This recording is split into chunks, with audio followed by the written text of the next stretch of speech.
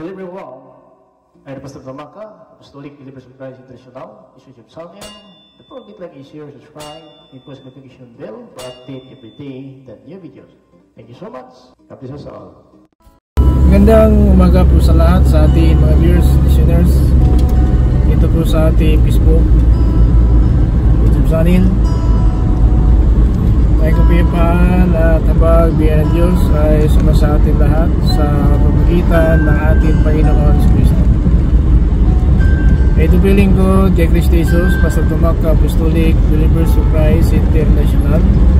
Mga kapatid sa oras na ito, una sa lahat ay magpasalamat tayo sa Panginoon sa kanyang kabutihan. Hindi po tayo pinabayaan ng Diyos sa bawat araw. Patuloy po tayong ginagabayan ng Panginoon sa lahat ng ating mga pangailangan ay pinagbigyan tayo ng Panginoon sa hanggang na tayo po ay magkaroon ng kaligtasan. Shout out sa lahat natin mga viewers ngayon, lahat mga Apostolic Believers for Christ International. Magandang umaga po sa lahat. Naway ang kapayapaan at habag biyan ng Diyos ay sumasa atin lahat sa pamamagitan ng ating Panginoon Kristo. Mga kapatid, sa araw na ito ay ating iparating ang mensahe ng Diyos ayon po sa kanya biyaya.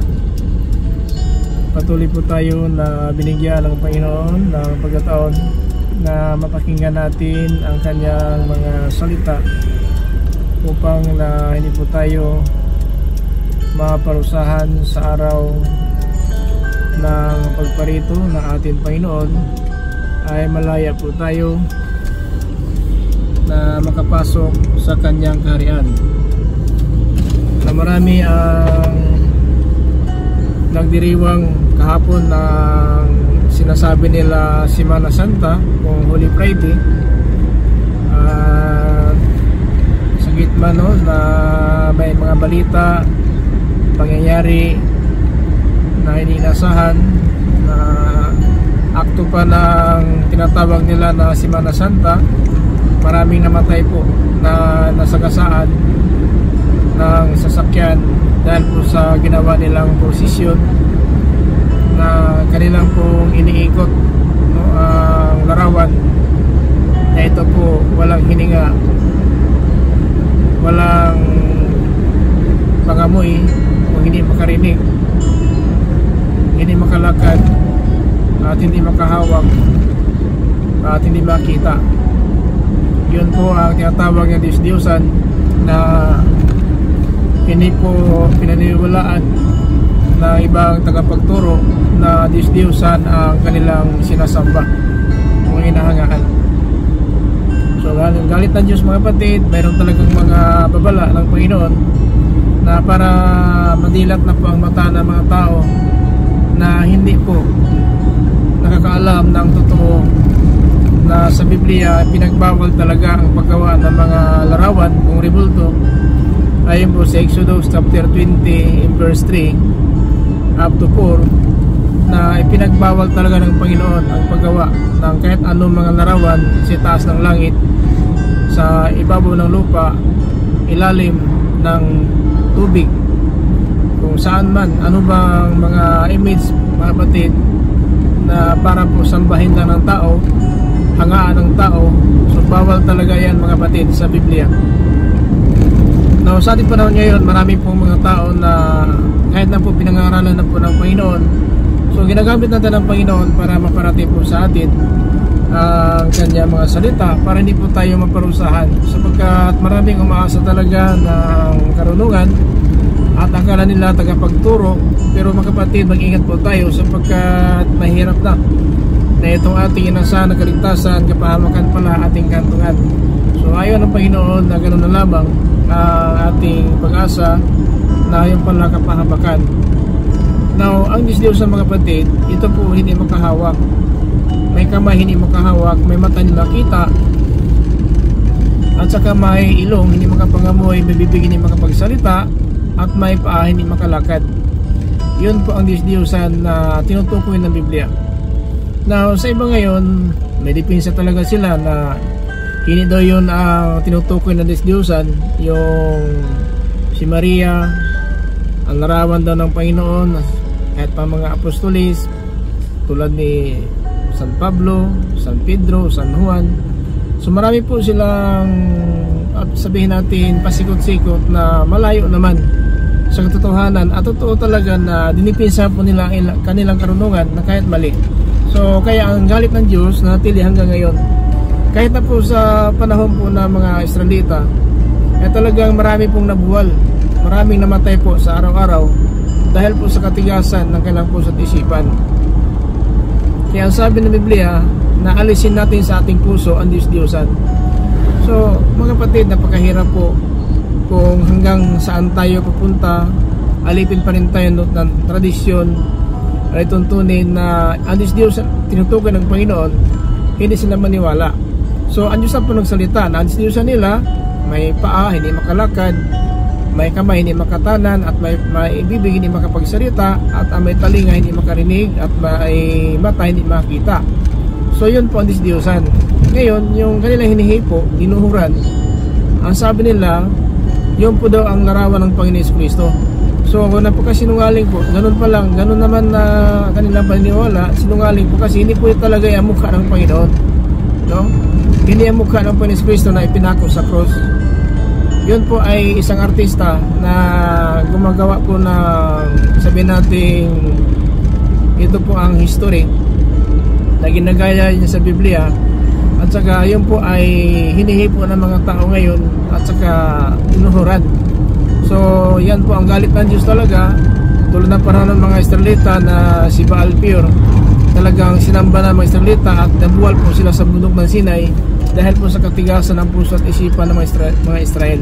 Now ngayon mga kapatid, ano ba ang kaibahan ng hatol ng Diyos sa mga Israelita at mga Hintil? Disim lang po, sapagkat sa araw ng paghukom, lahat po ay harap. Hindi sinabi, ito Hintil lang ito Hudiyo lang ito. Lahat talaga harap. So kaya ang hatol, isa lang pong hatol, isa lang din galit ng Diyos, isa lang pong utos. So kapag binagbawal, bawal talaga yon. Now sinabi sa pahayag in chapter 9:20 na ang ibang kanila na hindi pa namaktay ng galit ng Diyos, hindi pa rin iniiwasan nila ang pagsamba ng mga demonyo, mga larawan, panso, bato, kahoy, na hindi makalakad, hindi makahawak, hindi makita, at hindi makapangamoy. So ito mga kapatid, na hindi makarinig, ganun po yung Diyos-Diyosan. Pero dipinsahan po nila ngayong sabihin natin karunungan na hindi daw Diyos-Diyosan si Maria, at saka si Pablo, si Pedro, si Juan. So napakasinungaling po. Hindi, palakarin mo yung luhuran ninyo kung lalakad yan. Pag hindi lalakad, Diyos-Diyosan po yan. At saka ang Diyos-Diyosan, anyong tao. Anyong tao mga kapatid ang Diyos-Diyosan. Kaya napakadelikado po ng parusa ng Diyos na maranasan ng sanlibutan, sapagkat ayaw pa rin nila maniwala na ang tinatawag na Diyos-Diyosan ni Apostol Pablo, anyong tao. Ngayon, ang Diyos-Diyosan pala anyong tao. Pag sinabing anyong tao, hindi totoo na tao. Sila po talaga ay hindi makalakad, hindi makahawak, at hindi makakita, hindi makapangamoy. Yun po ang tinatawag ng Diyos-Diyosan. Kaya, delikado po mga kapatid. Ito nakasulat sa Roma 1:23 na pinalitan nila ang Diyos na totoo, na lumilikha, at ang sinasamba nila ang Diyos-Diyosan anyong tao at mga ibon. May 4 na paa na gumagapang, no? So tulad ng dragon, 4 na paa gumagapang. So mayroon pong nagsamba dyan. Anong klaseng hayop? So, may nagsamba ng baka. Kahit ano po na gumagapang at anyong tao, Diyos-Diyosan po yan. So ang iba po ayaw nilang maniwala kasi gusto nilang patunayan na ang kanilang ginagawa ay tama. Pero ang totoo mga kapatid, hindi talaga. So kanilang po paniniwala yon. Pero ang salita ng Diyos napakaliwanag po sa Roma 1:23 na sapagkat sa pinagpalitan nila dakila na walang kamatayang Diyos. Walang kamatayan Diyos. Pinalitan nila ng Diyos ang anyong tao na may kamatayan. So pag anyong tao, sabihin natin mga kapatid, yan si Maria, di ba tao yan? Anyong tao yung ilagay po sa loob ng simbahan, at saka kanilang pinapasan. Kahit na po si Pedro, si Juan, tao din sila. Anyong tao po yung nasa doon ng simbahan, Diyos-Diyosan po yan, anyong tao po yan. So Diyos-Diyosan ang tawag ni Apostol Pablo diyan. Pero alam natin sa kanila, bakit na pilit nilang patunayan ang kanilang kasinungalingan. Kaya ang galit ng Diyos talagang napakatindi po. At ito po sila na gumawa nito, kumakain sila ng karning baboy. Kasi mga kapatid, ang sistema ng galit ng Diyos, dahil po sila nagsamba ng Diyos-Diyosan at saka kumakain ng karning baboy at sa ibang pagkain na pinagbawal ng Diyos. So talagang makita po natin sa ating kalagayan ngayon, mayroon mga tao talaga na gumagawa po ng ganun paraan. At saka ang pook ng Diyos, ang galit ng Diyos talaga ay maranasan ng sanlibutan. So yun po ang sabi ng Biblia, maraming silang mamamatay sa pagitan ng tabak. So maraming mamamatay at ang galit ng Diyos, magbuong maghapon, talagang nagniningas ang galit ng Diyos. So ganun po ating kalagayan. Kaya mag-ingat po tayo. Napakadelikado po, hallelujah, na itong ating kaligtasan, isalanganin po natin. Naniwala tayo sa tradisyon ng sanlibutan. Kahapon po, up to talaga ng tinatawag nila Holy Friday, maraming namatay po sa Negros, no? Na hinarurot po na sasakyan ang nagprosesyon, maraming patay. So talagang mayroon pong babala ang Diyos na mali talaga ang ginagawa sa ganun na paraan. Kailan pa tayo, mga kapatid, magising? Marami pong namatay kahapon. Akto talaga na tinatawag nila na Semana Santa. Hinarurot ang sasakyan sa Negros. Kitang-kita po natin kanina po sa balita, marami, kawawa talaga yung mga sakristan, yung mga nagpasaan po ng rebulto, patay talaga. So ano pa ba talaga? Ano pa ang gusto talagang gawin ng Diyos para magising ang tao? So ito po ay isang babala lang po na mali talaga ang ganung gawain, sapagkat galit ang Diyos. Kaya sabi ng Biblia, mapahamak sila. Dahil po sa Diyos-Diyosan na sinasamba nila, mapahamak sila dahil po sa Diyos-Diyosan. So napakahalaga mga kapatid, malaman po natin na si Jeremiah in chapter 10 in verse 5 up to 12, mga kapatid, sa Jeremiah, ito po hallelujah, napakaliwanag po dito na sabi ng Biblia in chapter 10 verse 5. Ito po napakaliwanag po na Biblia. Ito po ay sinabi po na ang Diyos-Diyosan nila ito parang taong panakot ng ibon. So ang Diyos-Diyosan daw nila parang tao panakot ng ibon. So tao na panakot ng ibon.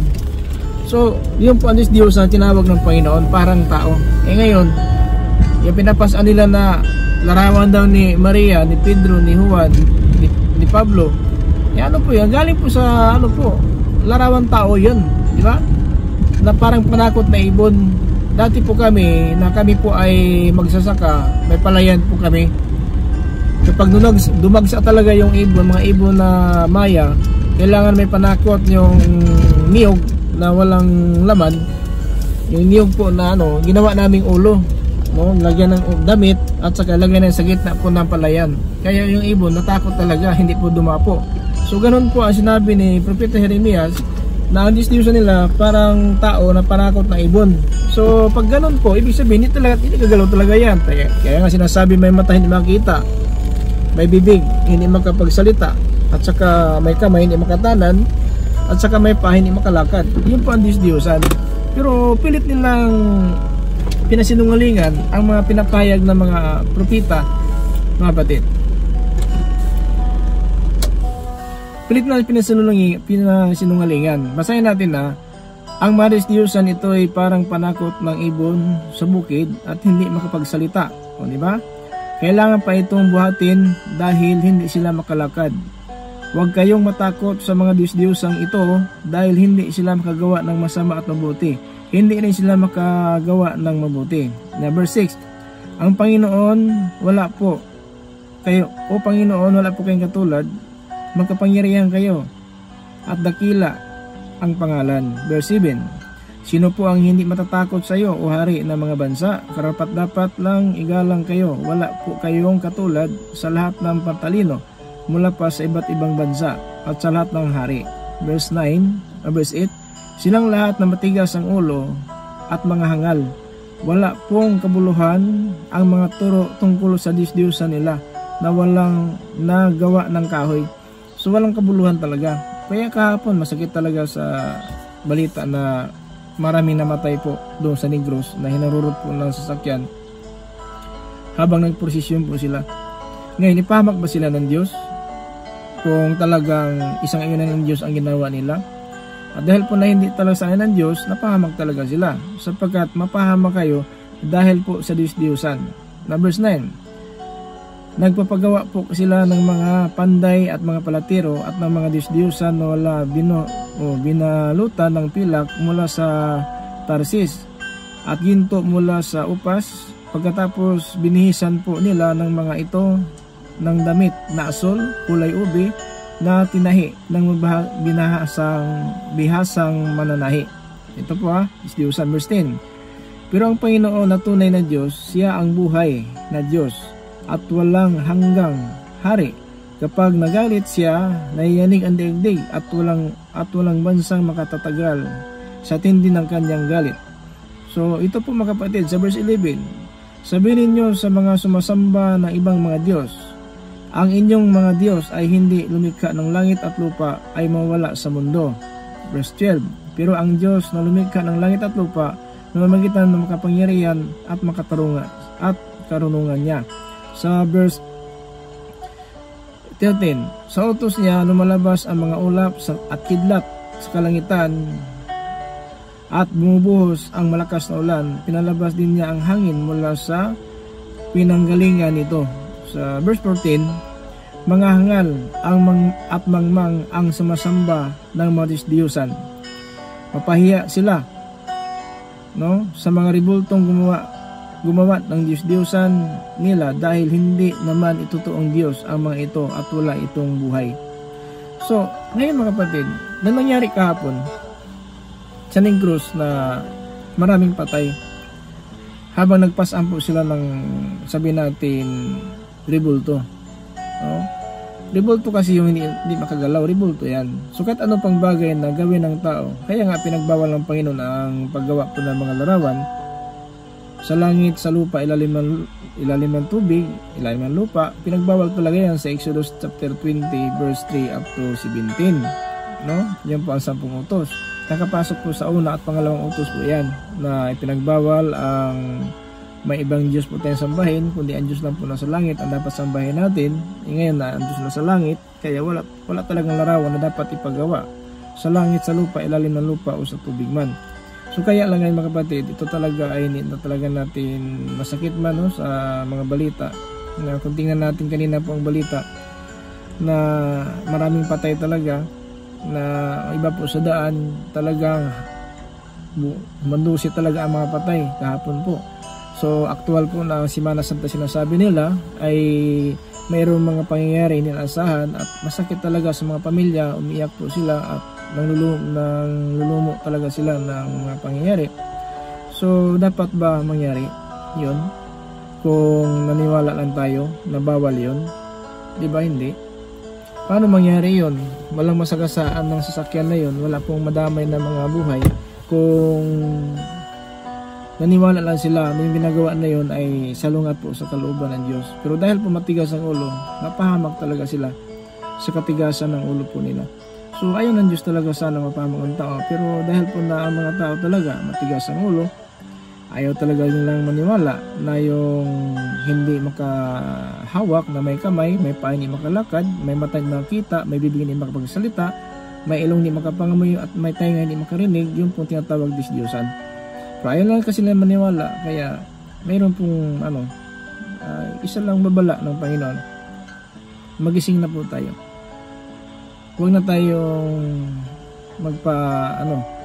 linla ng aral ng sanlibutan na galit po ng Diyos ating maranasan.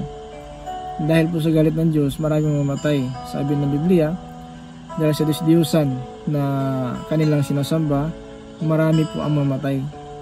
So, yan po, nagsalita na po ang Diyos, dahil sa Diyos-Diyosan, maraming papatay ng tabak. So, kaya, maraming mamatay, mapahamak, dahil po sa Diyos-Diyosan talaga, na hindi po sang-ayon ng Panginoon. Kasi gusto ng Panginoon na ang mga tao talaga ay matuto sa tamang pamuhay. Hindi po sana parusa ang kantungan, wala sana mangyari na mga trahedya, mga kapatid, kung hindi lang po sila naging, sabihin natin, matigas ang ulo. Kung dahil sa katigasan ng ulo talaga, ay talagang nangyari po ang hindi nasahan pong pangyayari. Kasi ganun talaga ang mga tao. Hallelujah.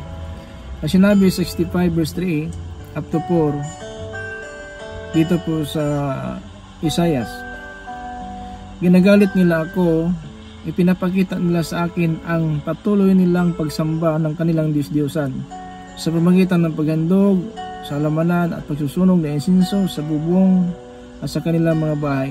So maraming iba't ibang paraan po ng sanlibutan ngayon na yung Diyos-Diyosan talaga pinapasan, minsan nilagay po sa taas, talagang nasa taas po nakalagay, sa bahay, sa bubong ng bahay nakalagay po mga Diyos-Diyosan para makita lang po ng mga tao na sinasamba po nila. So ang galit po ng Diyos, sinabi dito, ginagalit nila ako. So kaya dahil nagalit ang Diyos, yung po mangyari talaga na mayroong pahamakan talaga na mangyari dahil po sa mga Diyos-Diyosan na hindi po silang ayon ng Panginoon. Kaya yun po talaga mayroong mga pangyayari na masakit talaga. Kung tingnan natin ang mga pangyayari kahapon, kawawa talaga yung nagsakripisyo po at saka namatay talaga sila dahil po sa hindi inasahan pangyayari. So kailan ba tayo matuto, mga kapatid? Kailan ba tayo matuto? Hanggang kailan tayo matigas ang ulo natin? So tama na po, matigas po talaga ang ulo ng sanlibutan dahil po na sinabi na po ng ang Diyos-Diyosan, ang Diyos na po na-describe, ang Diyos-Diyosan nila, anyong tao na may kamatayan. So yung pinapasaan nila, kaya pinasaan hindi makalakad. At saka sinabi ito sa Payag, ating key verse, sa Payag chapter 9 verse 20. Ito po ang sinasabi po ng Biblia sa 9:20 po. Ngunit ang iba pang mga tao na titira na buhay, ayaw pa rin nilang tumalikod sa mga Diyos-Diyosang ginawa nila. Patuloy pa rin sila sumasamba ng mga demonyo at mga rebulto na yari ng ginto, pilak, tanso, bato, kahoy. Mga rebultong ito hindi makakita, hindi makakarinig at hindi makakalakad. So ito po, kaya kahapon pinapasaan habang nagpasaan sila ng rebulto, marami pong namatay doon sa Negros. Negros Occidental ba yun? Negros Oriental ba yun? Basta sa Negros po, no? Ayon po sa balita kayo ng umaga, nakita po natin na talagang kawawa talaga yung mga kahandusi, mga patay, napakaraming patay po na hinarurot po ng sasakyan. So habang nagprosesyon sila, inasahan po na may sasakyan talaga na humarurot sa kanila at talagang maraming namatay, pati mga kasakristan patay. So ano ba bang gusto natin? Kung hindi nga na ang galit ng Panginoon sa Israelita ay pinatay po libo-libo bawat araw. Kahapon po ilang patay? Maraming patay kahapon, no? So kailan ba tayo matuto? Magpabingi-bingian pa rin tayo kahit na nagsalita na po ang Diyos. Hindi po kami nagsalita, ang Diyos nagsalita. At saka sinabi sa Pablo na ang Diyos-Diyosan nila anyong tao sa Roma 1:23. Pakinggan natin ha, maliwanag po dito. Sapagkat ipinagpalit nila ang dakila at walang kamatayang Diyos sa Diyos-Diyosan anyong tao na may kamatayan. Maliwanag po dito, ang Diyos-Diyosan anyong tao may kamatayan. Si Maria hindi ba namatay? Si Pedro hindi ba namatay? Si Pablo hindi ba namatay? Si Juan hindi ba namatay? Si Jose hindi ba namatay? Ang Panginoon Kristo nga namatay. Si Panginoon Kristo nag-anyong tao siya dito sa limutan, namatay siya. Pero mga kapatid, dapat alam natin ito. Ito mga tao na pilit nila na dinipinsan ang sarili nilang relihiyon, bakit? Sino ba talaga ang hatol? Di ba ang Diyos? Ngayon sinabi dito sa 1:23, sapagkat pinalitan nila ang dakila at walang kamatayang Diyos sa Diyos-Diyosan anyong tao na may kamatayan, mga ibon, mga hayop na may 4 na paa at mga hayop na gumagapang. Di ba sa ibang bansa may baka, ginawa nilang, sinasamba nila ang baka. Sa China may itong dragon, no? Di ba? May Buddhism, mga ano talaga, mga tao na mayroon po silang kinikilalang Diyos sa kanilang lugar at sa lagyan ng larawan at sinasamba po nila. Tulad ni Baal Peor, na ito po ay nagligaw ng Israel, nagalit ng Diyos, libo-libo ang patay. Sa bawat araw, maraming mga namatay talaga sa galit ng Diyos sa pagsamba ng Diyos-Diyosan. Kahit na po si Elias, 500 po na mga saserdote ni Baal pinatay ni Elias na isang araw. Ito po ang mga saserdote ni Baal na Diyos-Diyosan. Sabi ni Elias, patayin lahat, walang makatakas. Pinatay. Dahil po sa Diyos-Diyosan na si Baal, na meron sila mga, sabihin natin, tagapagturo din na sumamba ang mga angkan ni Israel at nagalit po ang Diyos at si Elias na binigyan ng Diyos ng kapangyarihan na isang propeta, pinatay talaga ang lahat na 500 na mga saserdote ni Baal. So yun po ang nangyari sa panahon ni Elias at sa panahon natin ngayon. Ito po pinagsabihan talaga tayo ng Diyos-Diyosan. Ito po ay anyong tao na may kamatayan. Kaya sabi nila, ay hindi ma ito Diyos-Diyosan, Brad. Ano to? Si Maria to, si Pedro, si Juan. Iniiba namatay si Maria. Ngayon sinabi ni Pablo, mga Diyos-Diyosan, anyong tao na may kamatayan. Hindi ba namatay si Maria? Hindi namatay si Pablo, si Pedro. Hindi ba patay na po sila? O di Diyos-Diyosan po yun. Larawan nila na ginawa. At saka hindi po larawan nila yun. Gawa-gawa lang po ng tao yun. Hindi ba talagang mukha nila? Hindi naman. Ikaw sarili mo, may larawan ka. Angkahin mo kaya hindi mo ito larawan? Hindi man siguro pwede. So yun po ang salimutan ngayon. Kaya ang galit ng Diyos. So yun naman tayo na ngutya na maraming patay kahapon po kayo sa balita na ano po talaga, na atol po na Semana Santa habang nagprosesyon sila. Pinapas ng larawan, sa larawan ba yun ng kanilang Panginoon? No? Kasi ang Panginoon natin nasa langit, wala po dito sa lupa. So yun po ang nangyari po. Babala lang po para sa bawat isa. Itong key verse natin, mga kapatid, sa Pahil chapter 9 verse 20, ito po hindi makalakad. Hindi makalakad. Yun po ang Diyos-Diyosan. No, maliwanag po dito, ulitin natin ha. Ito po nanggaling na po sa puot ng Diyos, marami po hindi pa namatay, pero ayaw pa rin silang tumalikod nito. Ngunit ang mga tao na ititirang buhay, ayaw pa rin tumalikod sa Diyos ang ginawa nila, patuloy pa rin sila sa samba ng masamang espiritu, kung demonyo, at mga ribulto, yari ng ginto, pilak, tanso, bato, kahoy. Ang ribultong ito hindi makakita, hindi makarinig, hindi makalakad. Sabihin niya niya, palakarin niyo si Maria na yung ginawa niyo ng mukha ni Maria, ni Pedro, ni Juan, ni Pablo, palakarin niyo yan kung lalakad ba yun. Maniwala kung lalakad yun, hindi po Diyos-Diyosan yun, tao yun. Pero kung hindi nalalakad, Diyos-Diyosan na po yan. So mga kapatid, ang nais ng Panginoon, matutupod tayo. Ayaw ng Panginoon talaga na maparusahan tayo tulad ng nangyari kahapon. Marami pong nagsakripisyo, maraming umiyak talaga, nahundo siya sa daan ng mga patay, pati mga itong sakristan na damay. Dahil po sa gawa-gawa at saka ang galit ng Diyos naranasan talaga. Ito isang babala lang po sa mga tao, hindi ayaw pa rin nila tumalikod. Ito po, galit po ito ng Diyos pero ayaw pa rin tumalikod. Ayaw pa rin tumalikod ng mga tao. Kahit na po may salot na po na mga kapatid, ito po ay bumagsak dito sa lupa, salot, galit ng Diyos. May mga tao natitira pa, hindi namatay ng 5 buwan na salot ng Diyos na lumigitan po ng balang. At itong ibang tao na namatay, ayaw pa rin tumalikod sa Diyos na inanyo na sabihin natin, anyong tao na may kamatayan. Ayaw pa rin natatalikod. So yun pong nangyari ngayon mga kapatid. Napakarami po na mga tao na sabihin natin, ayaw pa rin nila tanggapin na mali po ang ginagawa nila. So yun talaga ang nais ng Panginoon na tutupod tayo. Ayaw ng Panginoon na maparusahan tayo. Gusto na ng Panginoon na tayo pong lahat ay makakaalam ng mga totohanan. May mga tao kasi nakamigarili po. So salamat po sa ating mga viewers ngayon. Sana po nakadagdag po sa atin ito ng aral po sa atin na iwasan na po natin yon.